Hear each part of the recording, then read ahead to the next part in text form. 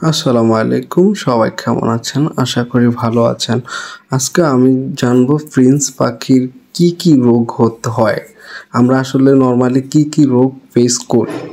Prince পাখির অন্যতম একটি রোগ মানে একদম কমন একটি রোগ হচ্ছে ঠান্ডা।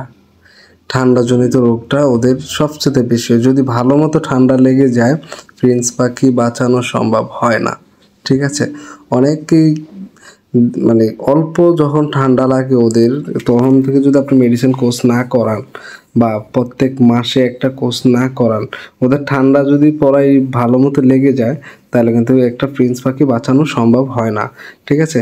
ওদের অন্যতম একটাই হচ্ছে মানে ওদের সর্বপ্রথম যে এটা হচ্ছে ঠান্ডা। আরেকটা রোগ হচ্ছে যে ওদের হঠাৎ দেখবেন ওদের খাওয়া দাওয়া ছেড়ে দিচ্ছে, বুক শুকিয়ে যাচ্ছে।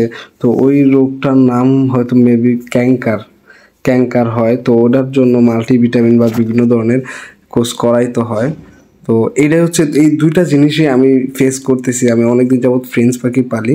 তো এই দুইটা জিনিসই কিন্তু আমি ফেস করি। তো একটা হচ্ছে ক্যাঙ্কার সমস্যাটা হয়, বুক শুকিয়ে যায়। আর একটা হচ্ছে যে ওদের ঠান্ডাটা যদি একদম পুরা লেগে যায় তাহলে আর একটা প্রিন্স পাখি বাঁচানো সম্ভব হয় না।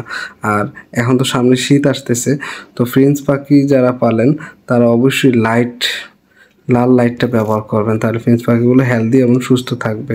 আশা করি বুঝতে পারছেন। তো ঠান্ডার থেকে